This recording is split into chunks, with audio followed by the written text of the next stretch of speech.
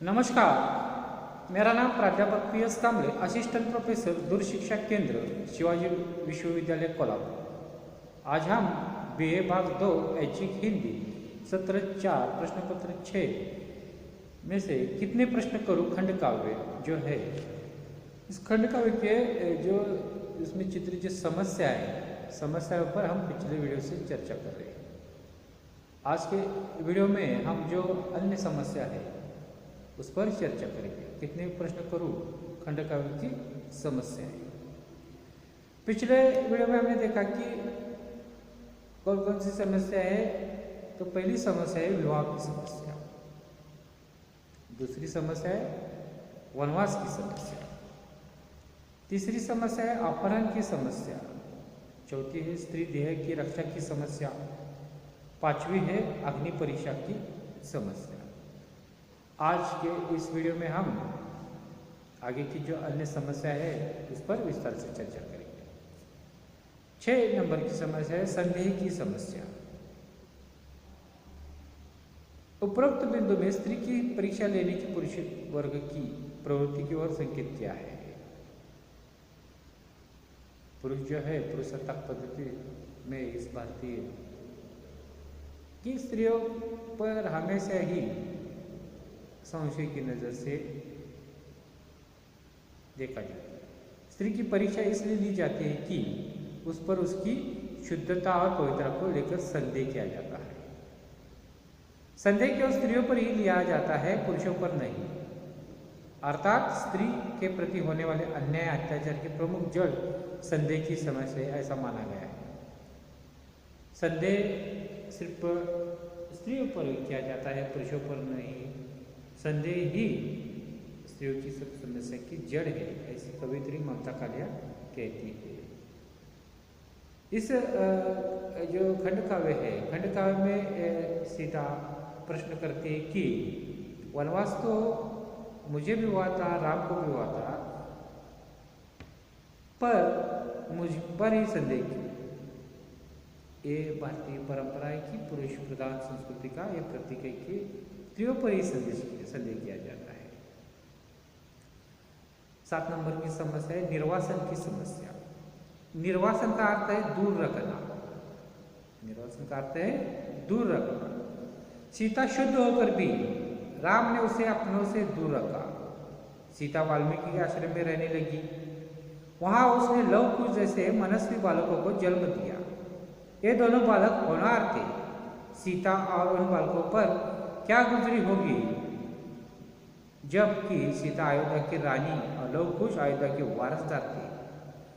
सोचने की बात है कि कवित्री ने बड़ी प्रभावी ढंग से आज के स्त्रियों की निर्वासन की समस्या को सीता के कथानक के माध्यम से व्यक्त किया है। आज की स्त्रियों को परित्याग छोड़ दिया जाता है, निर्वासित किया जाता है, इसकी जो समस्या है कवित्री जो ममता कालिया जी ने कितने प्रश्न करूं कि जो प्रमुख नायिका है सीता के माध्यम से व्यक्त किया है। आज भी छोटे छोटे प्रश्नों को लेकर पति द्वारा पत्नी को निर्वासित किया जाता है, उसको घर से दूर रखा जाता है। जब तक बच्चे बड़े नहीं होते तब तक उसका अपना घर मायके का ही होता है। स्त्रियों की दशा का चित्रण इस खंड काव्य में हुआ है। 8 नंबर से आक्रोश की समस्या। किसी भी व्यक्ति या समाज पर लगातार अन्याय होता है तो अन्याय के विरुद्ध में वो व्यक्ति या समाज आवाज उठाता है। यह आवाज साधारण न होकर आक्रोश के रूप में प्रकट होती है। किसी पर अन्याय अत्याचार होता है तो व्यक्ति आवाज उठाता है, यह आवाज आक्रोश के रूप में प्रकट होती है। अपना आक्रोश प्रकट करती हुई सीता मन ही मन सोचती है, जाने पिछले जन्मों में क्या मैंने पाप किया था। पति का वियोग पग पर प्रारब्ध स्वरूप मिला था। सीता कहती है कि जाने पिछले जन्मों में क्या मैंने पाप किया था, पति का वियोग पग पग पर प्रारब्ध स्वरूप मिला था। सीता अपने आप को कोसती रहती है।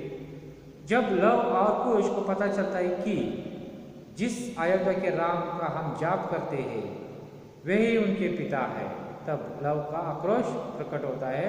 लव कहता है, फिर क्रुद्ध हुआ लोग भीषण, क्या यह अन्याय नहीं है? माँ मेरी वन में रहती, वे बेटे महलों में है। लव कहता है, आक्रोश प्रकट करता हुआ कहता है, फिर क्रुद्ध हुआ लव भीषण, क्या यह अन्याय नहीं है? माँ मेरी वन में रहती, वे बैठे महलों में। 9 नंबर का जो समस्या है तो इस प्रकार की पृथ्वी प्रवेश यानी मायके लौटने की समस्या आज की स्त्री। सीता के विवाह से लेकर अंतिम सर्ग पृथ्वी प्रवेश तक सीता को सभी प्रकार से प्रताड़ित होना पड़ा है। इस काव्य में देखते हैं कि पहला जो सर्ग है विवाह और अंतिम सर्ग है पृथ्वी। इस विवाह से लेकर अंतिम सर्ग पृथ्वी प्रवेश तक सीता को सभी प्रकार से प्रताड़ित होना पड़ा है। सीता की मनोवैज्ञानिक स्थिति का अंकन इस खंड काव्य में प्रभावी ढंग से हुआ है। सीता के मन में अनेकों प्रश्न इस व्यवस्था के विरुद्ध में उठते रहते हैं। जहाँ स्त्री को अनेक समस्याओं से गुजरना पड़ता है, वह समस्या का सामना करते हुए न जाने कितनी परीक्षा देती है। उसकी परीक्षाओं का अंतिम परीक्षा पृथ्वी प्रवेश में ही होता है। पृथ्वी में समाकर सीता शांत होती है, उसे इन सारी समस्याओं से छुटकारा मिलता है। पृथ्वी प्रवेश यह प्रतीक है उन स्त्रियों की जीवन दशा का जो मायके जाकर संतुष्टि पाती है। आजकल हम देखते हैं कि झगड़े होते, पति घर से बाहर निकालता है, त्याग देता है, तो हर एक स्त्री को मायके के सिवा सहारा नहीं होता, मायके में ही जाना पड़ता है। सीता के उद्गार इस संतुष्टि को व्यक्त करते हैं। सीता क्या कहती है, देखिए, माँ के गृह में कम से कम ये आश्वासन तो होगा।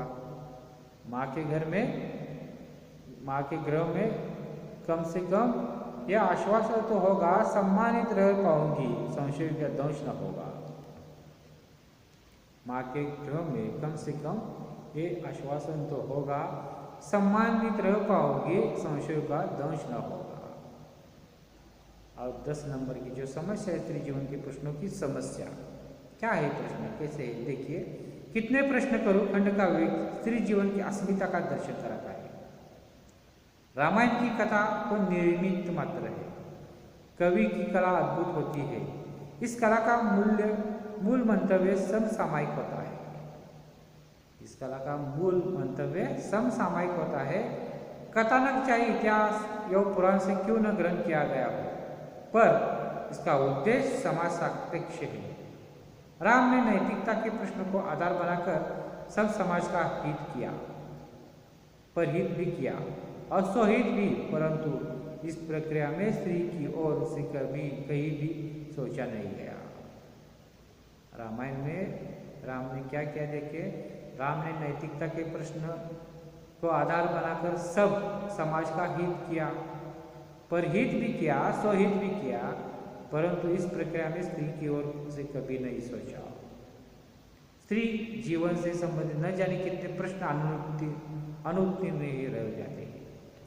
इसी समस्या के निराकरण के लिए पाठकों को, श्रोताओं को और समाज को कवित्री ने सोचने पर मजबूर किया है कि कवित्री ने आज के समाज में नारी के दृष्टिकोण से यह प्रश्न उठाया है।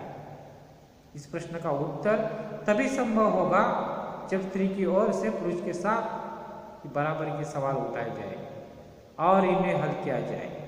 प्राचीन काल में जहाँ स्त्री एक दासी के रूप में अपने आप को समझकर अधिक गर्वित होती थी, पुरुष समाज के लिए यह बिल्कुल स्वाभाविक था कि वह जितनी बार चाहे उसकी परीक्षा ले। लेकिन सीता का प्रश्न इस दासता के खिलाफ खड़ा होता है। स्त्री के आत्मसम्मान की रक्षा होनी चाहिए। तो पुरुष की अनुगामिनी, प्रेमिका, पत्नी और उसके बच्चों की माँ जरूर है, लेकिन इसलिए उसके साथ गुलाम जैसा व्यवहार नहीं किया जाना चाहिए। इस प्रकार सीता के चरित्र के माध्यम से स्त्री जीवन की समस्या पर प्रकाश डाला है। निष्कर्ष रूप में हम कह सकते हैं कि प्रस्तुत खंड का स्त्री जीवन से संबंधित विविध अंगी समस्याओं का चित्रण हुआ है। समस्या निरूपण दृष्टि से यह खंड काव्य उत्कृष्ट बना है। पिछले वीडियो में और आज की इस वीडियो में 2 भागों में हमने जो कितने प्रश्न करूँ खंड काव्य में जो चित्र समस्याएं थी उस समस्याओं पर चर्चा की। वो समस्या 10 समस्या को चर्चा में की। पहली समस्या विवाह की समस्या, दूसरी है वनवास की समस्या, तीसरी अपहरण की समस्या, चौथी है देह की रक्षा की समस्या, पांचवी है अग्नि परीक्षा की समस्या, 6 नंबर की समस्या है संदेह की समस्या, 7 नंबर की समस्या है निर्वासन की समस्या, 8 नंबर की समस्या आक्रोश की समस्या और 9 नंबर की पृथ्वी प्रवेश की समस्या और 10 नंबर की समस्या स्त्री जीवन के प्रश्नों की समस्या। इन समस्याओं पर हमने विस्तार से चर्चा किया है।